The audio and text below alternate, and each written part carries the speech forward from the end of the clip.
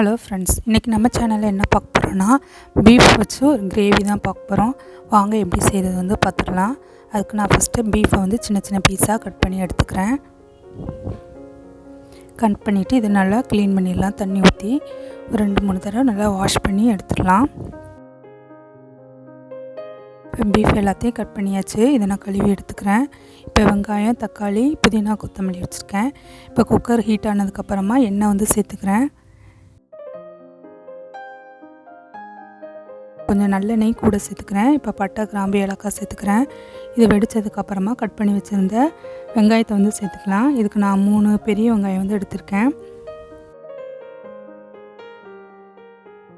புதினா, கொத்தமல்லி இதையும் நல்லா எண்ணெயில் வந்து வதக்கிடலாம்.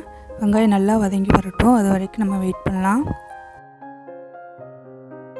வெங்காயம் நல்லா வதங்கிச்சு. இப்போ இஞ்சி பூண்டு பேஸ்ட்டு வந்து சேர்த்துக்கிறேன். இஞ்சி பூண்டு பேஸ்ட் வந்து எண்ணெயில் வந்து வதக்கிடலாம். இஞ்சி பூண்டோட பச்சை ஸ்மெல்லு போகிற வரைக்கும். இஞ்சி பூண்டு எண்ணெயில் வதக்கும் போது அதோடைய ஸ்மெல்லு நல்லா வரும். மிளகாய்த்தூள் வந்து சேர்த்துக்கிறேன். இந்த மிளகாய்த்தூளையும் நம்ம எண்ணெயில் வந்து வதக்கிடலாம். இப்போ நல்லா வதங்கிச்சுன்னா நமக்கு எண்ணெய் வந்து பிரிஞ்சு வரும். அது வரைக்கும் நம்ம வதக்கிக்கலாம். எண்ணெய் பிரிஞ்சிருச்சு. இப்போ நான் வந்து தக்காளி சேர்த்துக்கிறேன். தக்காளி நல்லா மசிஞ்சு வரட்டும், அது வரைக்கும் நம்ம வந்து வதக்கணும். தக்காளி சேர்த்ததுக்கப்புறமா இந்த குழம்புக்கு தேவையான அளவு உப்பையும் நம்ம இப்போ வந்து சேர்த்துடலாம். நம்ம உப்பு சேர்த்து வதக்கும்போது தக்காளி, வெங்காயம் எல்லாம் ஒன்றா சேர்ந்து நல்லா வதங்கி வரும். இப்போ தக்காளி நல்லா வதங்கினதுக்கப்புறமா நம்ம க்ளீன் பண்ணி வச்சுருந்த பீஃபை வந்து சேர்த்துக்கலாம். பீஃபையும் நல்லா கிரேவி கூட நல்லா மிக்ஸ் பண்ணி விட்டுறலாம். என்னோடய சேனல் உங்களுக்கு பிடிச்சிருந்துச்சுன்னா லைக் பண்ணுங்கள், ஷேர் பண்ணுங்கள், சப்ஸ்கிரைப் பண்ணுங்கள். கூடவே பெல் ஐக்கானையும் கிளிக் பண்ணுங்கள். உங்களுடைய கருத்துக்களை கமெண்டில் வந்து பதிவு பண்ணுங்கள். பீஃபை நல்லா கிரேவி கூட மிக்ஸ் பண்ணிவிட்டு இதுக்கு தேவையான அளவுக்கு கறி மசாலா வந்து சேர்த்துக்கலாம். இந்த கறி மசாலா எப்படி அரைக்கிறதுன்னு என்னோடய சேனல்லே வீடியோ போட்டிருக்கேன். ஐ பட்டன்லேயே கொடுக்குறேன், ப்ளேலிஸ்ட்டும் கொடுக்குறேன். நீங்கள் வந்து வேணால் செக் பண்ணி பார்த்துக்கோங்க.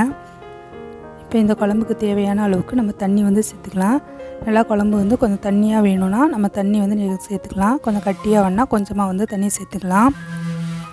நம்ம நிறையா தண்ணி ஊற்றி குக்கரில் வைக்கும்போது அதோடைய தண்ணிலாம் வெளியே வரும். இப்போ லாஸ்ட்டாக வந்து கருவேப்பிலை சேர்த்துக்கிறேன். இப்போ இதை மூடி போட்டு ஒரு 5 விசிலுக்கு வேக வச்சு எடுத்துக்கலாம்.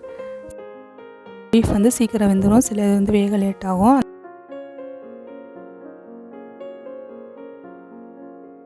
இப்போ 5 விசிலுக்கு வேக வச்சு எடுத்துட்டேன்.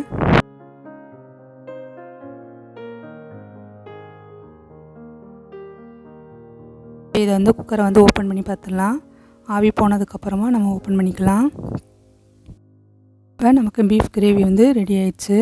இன்னும் கொஞ்சம் வற்ற வைக்கணும்னா நம்ம தண்ணி வந்து வற்ற வச்சு எடுத்துக்கலாம். இல்லை அப்படியே இருக்கட்டும்னா அப்படியே வந்து நம்ம விட்டுறலாம். இப்போ பீஃப் கிரேவி வந்து ரெடி ஆயிடுச்சு.